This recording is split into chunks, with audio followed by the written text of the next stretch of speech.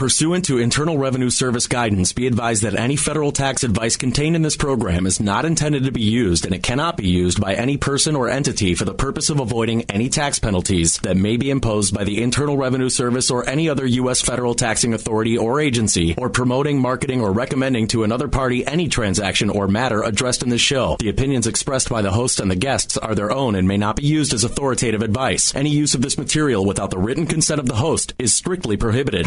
You're listening to the IRS Radio Hour with your host, Attorney Stephen Leahy, on AM 560, The Answer. Tune in every week at 5 for an informative discussion about IRS obligations, credit card debt, mortgage default, collection activity, and how to resolve these legal issues using tax resolution, debt settlement, mortgage loan modification, foreclosure defense, and bankruptcy. Your host is Stephen Leahy, a Chicago attorney and the principal at OPM Tax Resolution and the law office of Stephen A. Leahy, PC. Stephen is the author of Deal With Your IRS Problems Today. IRS and debt issues are serious, but there is help. There are resolutions. So get ready and take notes during the IRS Radio Hour. And now, here's your host, Attorney Stephen Leahy. Hello, Chicago. And we're back for another segment of IRS Radio Hour, where we help people dealing with IRS problems, audits, levies, liens, garnishments, collections, payroll tax issues. We also deal with mortgage foreclosures, loan modifications, bankruptcies, and other debt-related issues. And I want to introduce my co-host, Jim Leahy. Hello, everyone. I want to remind you, on top of taxes and debt issues, we also speak we do a little bit of sports, a little bit of politics, a little bit of Chicagoland news. Because we are both from Chicago. Because we're both from Chicago. We raise our families here. And, of course, Steve is a local attorney, which is important for people who live in this area to understand that he is not from Los Angeles or Texas. He's from Chicago, and he understands Chicagoland areas. And how would somebody get in touch with you if they wanted to get in touch with you in Chicago, Steve? Well, again, my office is at Randolph in Michigan in the Crane News building. That used to be called. Is that building with the big triangle? It is. It is. That used to be called the Smurfitts. First, I think it was called the Stone Container Building. Stone Container Building. You know, I heard someone else talking about this. Is all the changes in the names of things in Chicago. We don't pay any attention. No, I try not to. It's the Sears Tower. I don't care what it will always be the Sears Tower. I guess they just changed the name of the John Hancock Observatory to 360 View or something like that. I'm not sure. I believe that was the name of the restaurant. And it will always be Macy's. Yeah. I mean, no. I got you there, Jim. Yeah, yes, you did. I was going to go, no, it won't ever. It won't always be Macy's. That's right. It will always be the Masonic Temple. That's right. It's Marshall Fields, as we are. And my office is right. Oh, Marshall Fields is a different building, but the Macy's down there was the Masonic Temple. Oh, that was the Masonic Temple. Yes. But circuses. Right by my office is the Marshall Field building, and people. I keep telling people that you park right across the street from Marshall Field, and some people get confused because they think it's Macy's, but we know it's not Macy's. No. So it's all of that, and well, we'd like to welcome everybody back this week and remind them that every Sunday night at 5 o'clock on AM 560, The Answer, you will find us here. Even though sometimes we do it before. As we learned last week, we will never, ever predict the Hawks game as if we were there, because you predicted that they would win, and I know. Of course, you put the kibosh on them. I know, so I'll never do that again. Never ever. I don't think it was my fault. I blame you. I know you would, and I know that there are others out there that want to blame me too. That's right. But it wasn't my fault, and I won't let it happen again. Good. So I'm not going to take of course, I want the Hawks to win. Go Hawks. Go Hawks. And I know what I'll be doing this Friday evening, and I hope I know what I'll be doing on Sunday. But let's get into the show last week. We was Memorial Day, of course, and we spent a lot of time not doing financial, talking about financial stuff. We did have some financial stuff in there, but of course we went into Memorial Day and the history of it, and we don't want to get back into that again. But our discussion of Memorial Day was really important to me. I thought that first, I think that the citations that you read for the Medal of Honor winners were awesome. Every single one of them, it's stunning. And we can do that every week, but it would take up all of my time, and I wouldn't be able to tell you and help you with IRS problems. Because there are 3,468 of them. That's right. So unfortunately, I can't do that. I didn't really remember it. I have it written down. But one of the things I was hoping to accomplish with the Memorial Day and the review of what the history of Memorial Day is, that it was Decoration Day beforehand, that it started in the Civil War. That reminds me. Oh, well, that would be yesterday, because we're recording this. Well, this is Sunday night. Yesterday was the 30th of May, and that's the 31st. Friday was the 30th of May, and that was Decoration Day. That's right. So we put our flags out. Absolutely. So even after Memorial Day, we don't forget that May 30th is actually the day. Yeah, and that would be kind of a good way to build the bridge between the people who that bothers that they've changed the holiday. I think it's important you can put out a flag on both days. I know we hear that in February about Lincoln's birthday and Washington's birthday, that they changed the date to the President's Day. And there are those who really want to celebrate on the day. I keep my kids home on Washington's birthday because I think it's important, one way or the other. It is important. But one of the things I was hoping to inspire were people to get involved with Decoration Day and go to grave sites and cemeteries and decorate veterans' graves. And I know I mentioned Jim Jim had been doing it for some years and has taken my kids for the last couple of years. And one person that it did inspire to get involved is me, because I've never done it before. Imagine my surprise when I saw him on the driveway at 7 o'clock in the morning. Imagine my surprise that I was there too, because the night before I was thinking, we were talking about it. We were up late tonight, and we were talking about it, and I thought, well, I should get up and do it. It's not that big of a deal. Although Saturday is usually my sleep day. And I like the sleep day, but I got up and I went, and it was a beautiful morning. And it is the VFW that does it. No. It's the American Legion Post. 264 in Lake Forest. That's I'm a member there, and they sponsor. Yeah, and so we walked in and we drove in, and there were people from town, people who were just running by and decided to stop and saw us out there. There were the Cub Scouts and the Boy Scouts showed up. Our family. With the kids, Steve and I, we had a neighbor. Yeah, and we had a neighbor kid, and a neighbor kid came, and we actually did somewhere around 100 graves. So it was a great. It was actually a great day. That was Saturday morning, and then Monday there was a Lake Forest has a beautiful celebration for Memorial Day where all the Cub Scouts and Boy Scouts and volunteers show up in the morning about 5 o'clock, and they put up about 150 flags around town. And American flags everywhere. And then there's a meeting in the town square, and all the Cub Scouts come in, and the Lake Forest band is there, and it plays all the themes from all of the services of the band as we get in there. And I'm there with the drill team. I join any organization that calls me the kid. And you are the kid. I am the kid in Lake Forest, and they still trust you with a rifle. Yes, that was the Marine Corps part of me. And anyway, so we go from cemetery to cemetery, and there's 3 of them that we go to: Lake Forest, St. Mary's, and St. Patrick's. And we do the 21 gun salute, and we say a prayer. And there were people at every cemetery. Even the St. Pat's is kind of a small cemetery.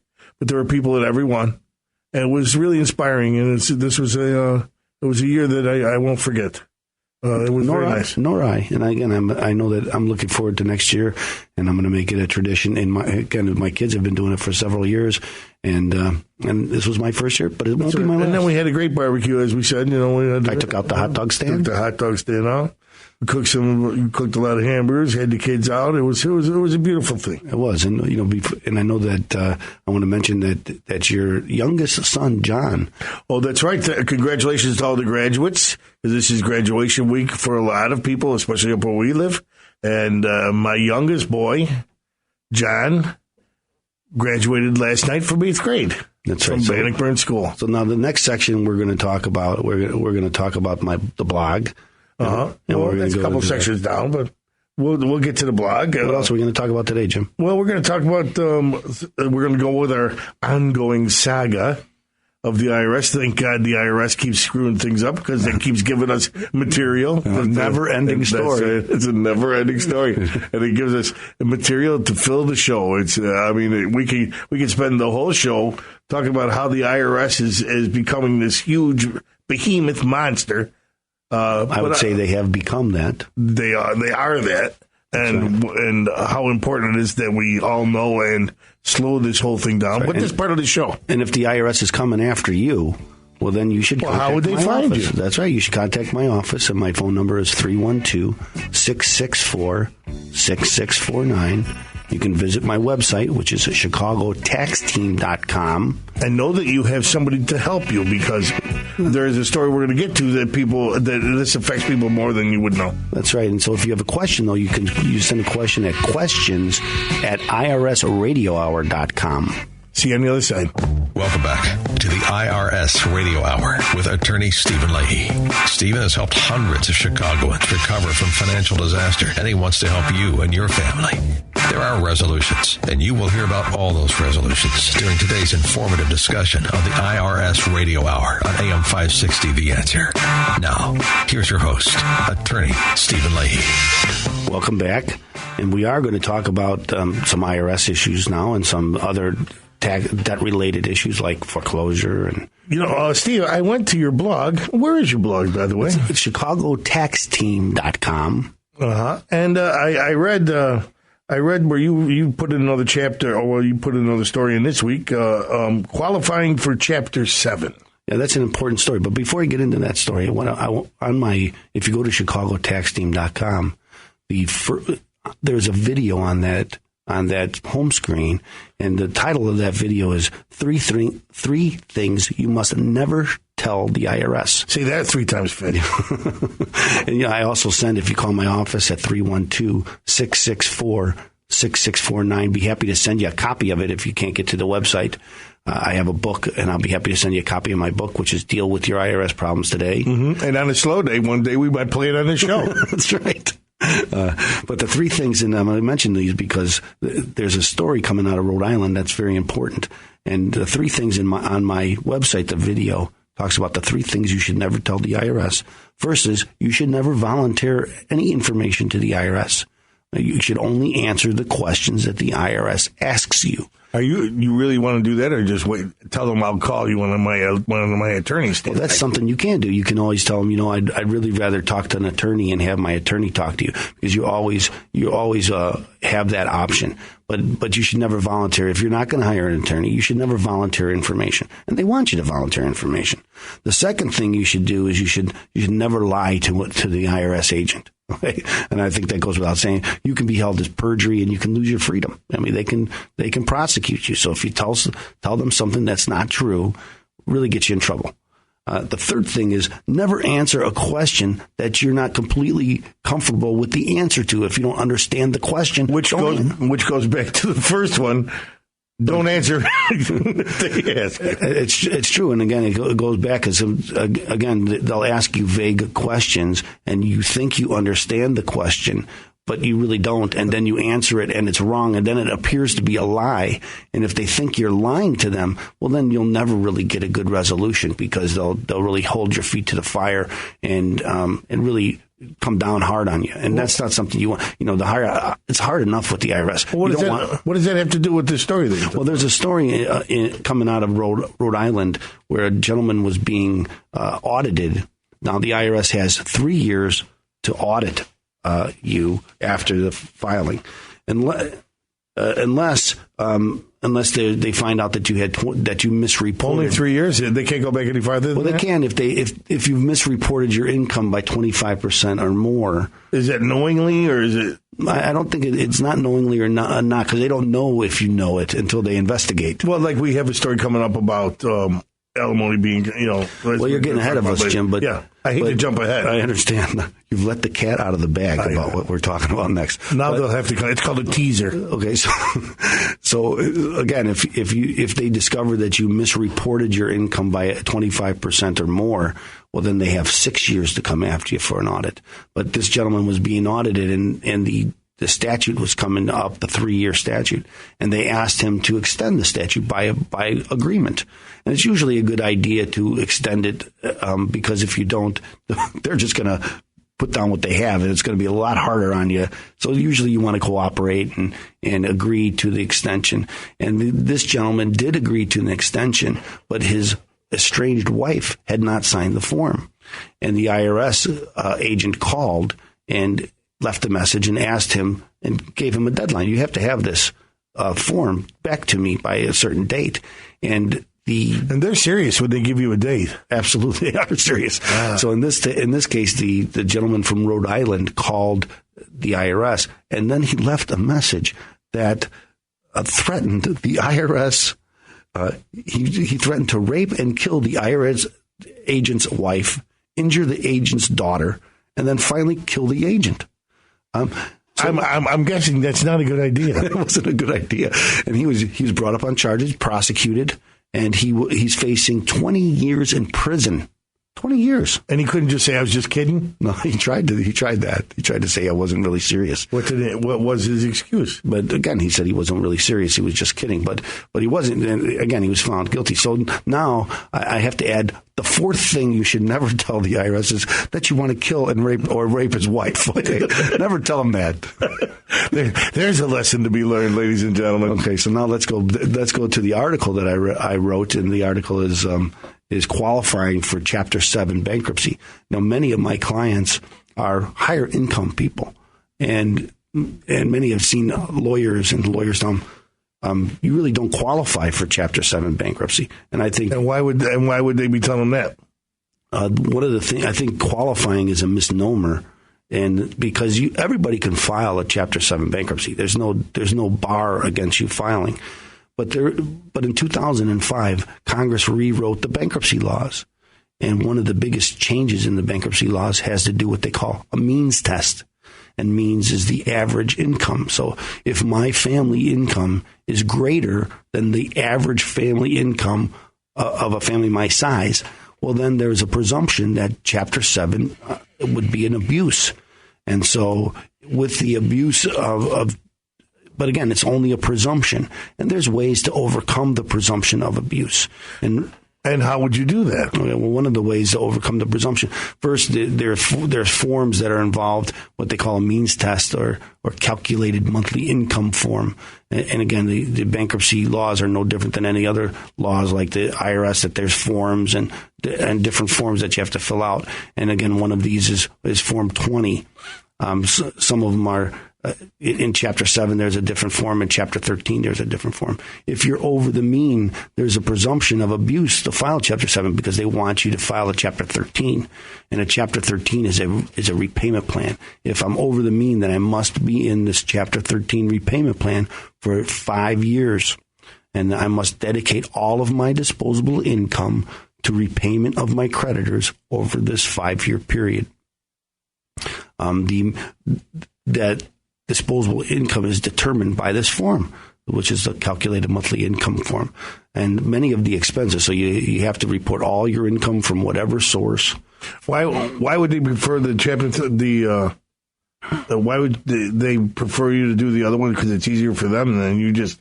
No, because you're paying some of your creditors back. Okay. Now, most people would rather use the money that they're going to get in the future to help their family, but they would prefer that you file a Chapter 13 and pay some money back to your creditors. Mm-hmm. And the way the form is worked out is, again, you have to report all your income, and then you can deduct some expenses. But many of the expenses that you can deduct are IRS standards, so they're not your real expenses. There's these fictitious expenses that might not cover what your real expenses are. Uh-huh. So once you do the calculation, it may show up that you have more money than you really do have, and that's what you have. So then you might not be able to make those payments, and then you'll fall out, and you won't get the benefit of the bankruptcy. But this is why you should be hiring somebody who's a professional. Well, especially if you're higher income, because most lawyers don't really do a in-depth investigation to find out if you can overcome the presumption of abuse.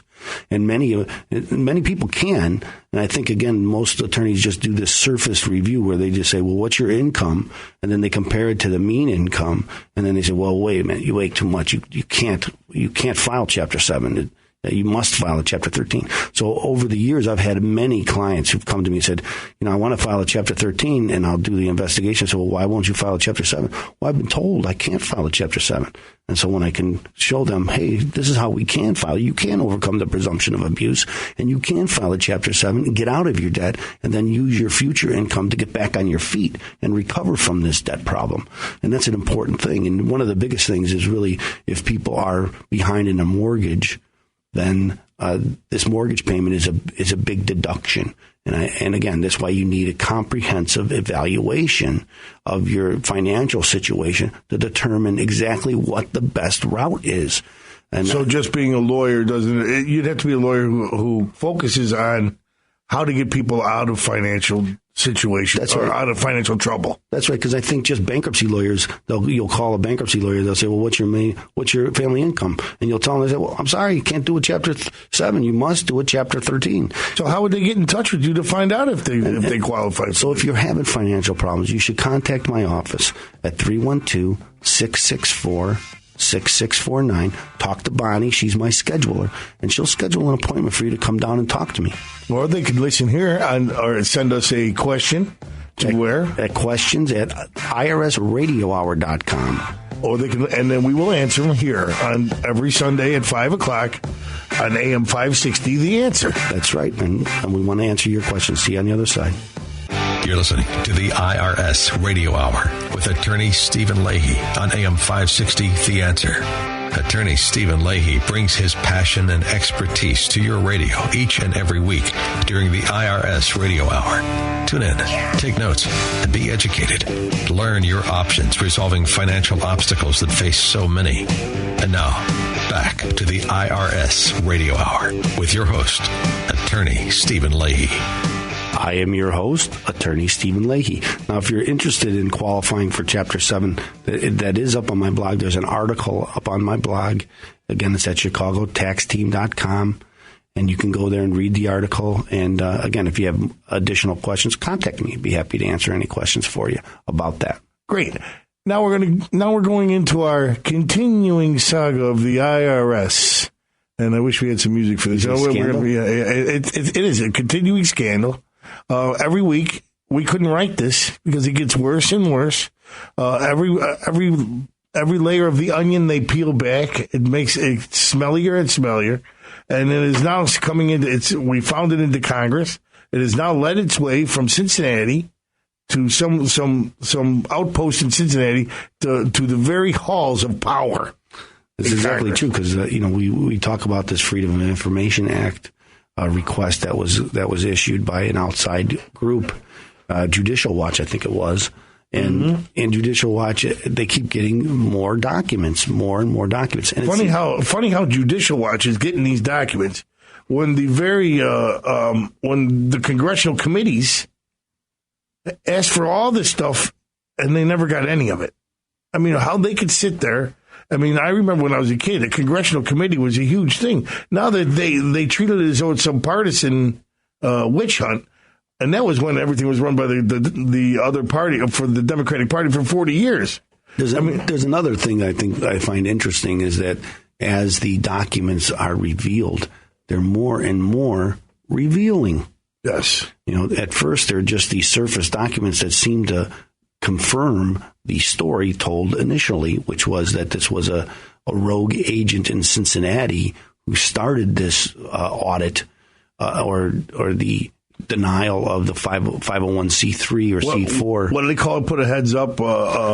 Beyond the lookout. Beyond the lookout. And now they find with some new emails, and there's a whole string that actually that within 24 hours of the first Tea Party case being flagged, in 2007, senior IRS officials under Ms. Lerner's command in Washington took control of the issue. I need to point out something. The President of the United States in 2007 was not Barack Obama. It was George Bush. Okay, but this was... So even under a supposedly Republican president and administration, the IRS is targeting conservative groups. But the date I used here, Jim, was 2007. I mean, 2010, not 2007. Oh, I didn't know that. You just said you said going back to the first one, 2007. Well, this is 2010. So. Oh, I'm sorry. Okay, so. Well, forget that then. Well, it's true that is true that the bureaucracy, lasts through whatever administration is there. And therein lies the problem. But one thing is when those in charge are concerned about what's going on, they can stop it.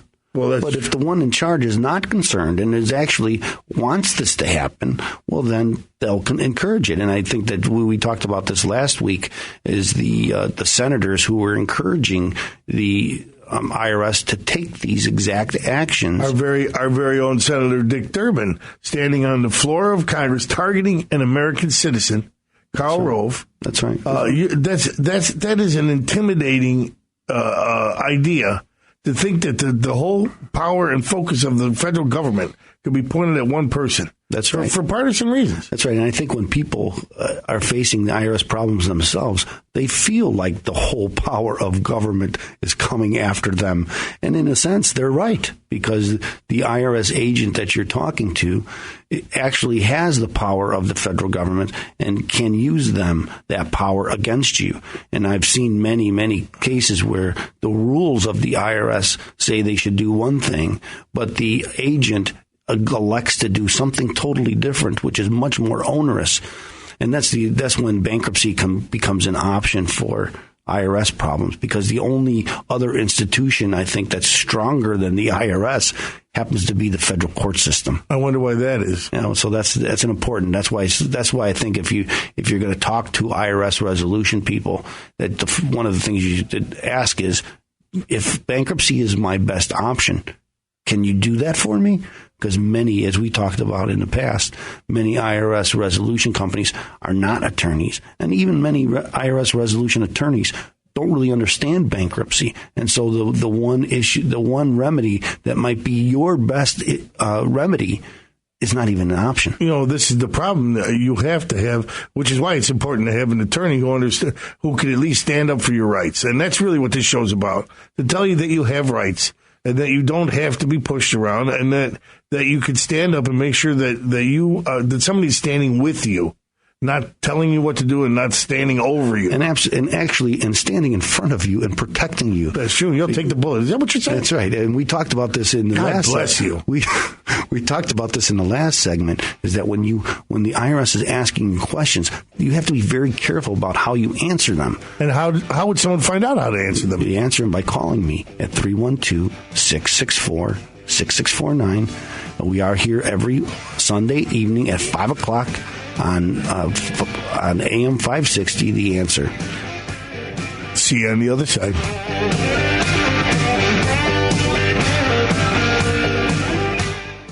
Welcome back to the IRS Radio Hour with attorney Stephen Leahy. Stephen has helped hundreds of Chicagoans recover from financial disaster, and he wants to help you and your family. There are resolutions, and you will hear about all those resolutions during today's informative discussion on the IRS Radio Hour on AM 560, The Answer. Now, here's your host, attorney Stephen Leahy. And welcome back. We left the last segment telling people that you should have a lawyer representing you in front of the IRS, and that's always a good idea. And not just because I'm a lawyer, but I think it's always a good idea. So even if it's not me, you should find a lawyer, and a good lawyer, because I think too many times people contact a lawyer. So for instance, if I go to a bankruptcy lawyer and I have an IRS problem, guess what kind of remedy he's going to have for me? He's going to have a bankruptcy. Will he say, let's go bankrupt? Well, it's like calling a plumber in. That's right. So to fix your sim, you got to fix the plumbing. That's what I'm here for. That's the problem. That's right. And so sometimes bankruptcy is the right answer, but not always. And so you have to be careful about exactly the kind of help that you look for. and always do an investigation of an attorney. And I think on some of my commercials, I tell people, Google me, Stephen Leahy at Stephen Leahy Reviews, and find out what the Better Business Bureau and others have said about me. That's right from the commercial. We've also said, send us some questions. Well, here's a question from a listener, and they ask, can you refinance with an IRS lien on your property? Well, that's a very good question. Thank you very much. And the answer is you can. You can. But let me tell you how this works. There's three things that you can do if you owe the IRS and they have a lien on your house and you want to refinance. First, it might be difficult to find a refinance, but I have done this for people on many occasions. So it is possible to find a refinance company to refinance you if you have a lot of equity in a home or for whatever reason. But they won't refinance you if you can't, because they don't want to take a subordinate position to the IRS lien. And if you get a new loan and the IRS has a lien against you, then the IRS will be superior and they won't loan you money if the IRS has a superior lien to them. And so one way you can do it is, the first thing you can do, and this is always the answer, is you could pay the IRS what they say you owe them and they'll release the lien. And they can do that fairly quickly. The second thing you can do is you can subordinate the lien. Then subordination is when you're going to refinance, but you're not going to take any money out. And maybe there isn't a lot of equity, but you're not going to get any money out for yourself. And so the IRS will subordinate that. Now they'll do an investigation, and it takes a little time. But how much time do you think? 30 to 60 days. So sometimes more. But so you're going to need a little. You need some little run up to the time that you're going to close on this on this refinance. So you have to. I've heard of it taking up to 6 months. Well, it can take. I don't think that's the normal. The normal is probably between 60 days, 30 and 60 days to get a subordination. And again, a subordination is an agreement where the IRS agrees, okay, we'll take a second position to the new refinance. So now the company who is going to give you this new mortgage is going to be superior to the IRS, and that's important because again, they won't refinance unless they're in the first position. So that's the second way. The third thing you can do is you can take equity out of your home and pay off the IRS. And so you can get a payoff letter just like you would for a mortgage. So I'm in the midst of one right now where someone's in foreclosure and they have IRS liens and they're selling their property because they have a lot of equity. So when the property is sold at the closing, the IRS will be paid off and their IRS debt will be done. Now, you might not be able to pay it 100%, and there might be a mixture of subordination and payoff. And the IRS is really going to look at the closing documents to see if you're getting any money out. If you're getting any money out, they don't, unless you have a very good reason. Now, there sometimes are very good reasons like why. Hospitalization, some kind of medical or if for business purposes. So maybe my business is having problems, and if my business fails, then I won't be able to pay the IRS. So maybe I'm telling the IRS, hey, I need to get some money out of my house so I can put it in my business so my business can prosper so I can pay you. But you couldn't do that on your own, could you? You can, like everything else, you can give yourself surgery too, Jim, but you don't generally want to do that. But sometimes if you get a good lawyer for a closing and they're not just a real estate lawyer, but they understand all of this, and we do real estate closings at my office, that's not the focus of my property, but again, sometimes that's the remedy. And how would someone contact you? Well, you call me at 312-664-6649. And again, I generally help people who have an array of financial problems.